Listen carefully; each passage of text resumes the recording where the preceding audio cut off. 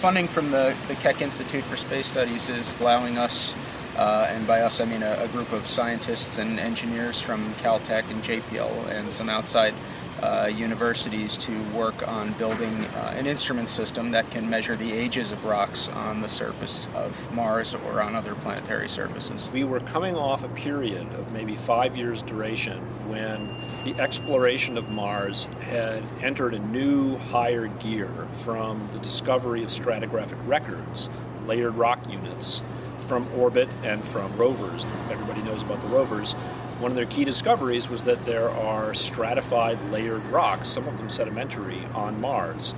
This tells you that the geology of Mars is like that of the Earth, a book full of pages that you can turn and read the history in sequence, and that everything we would wish to know about the epochs of Martian evolution, the climate history of Mars, and so forth is written in the stratigraphic record.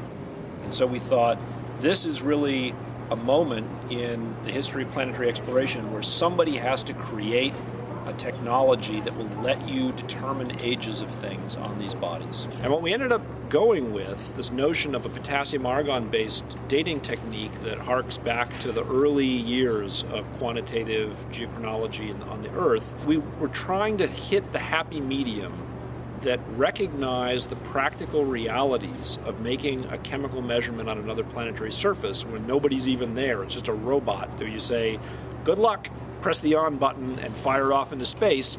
That imposes tremendous constraints if you're going to have this be a robust measurement, and yet we really want ages that are real. And so we felt this was the best compromise. It's based on radioactive decay of a common abundant element, potassium, that creates something that's relatively easily analyzed, isotopes of argon.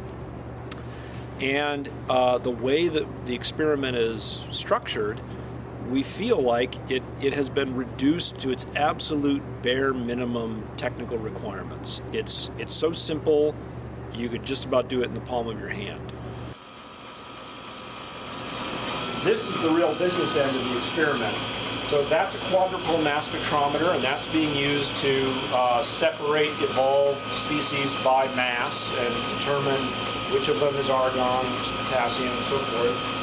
And this is a little home-built cell where the actual reaction happens, and it's sitting sort of kitty-wumpus, this funny angle like this, because it's been jury-rigged together for the first set of experiments.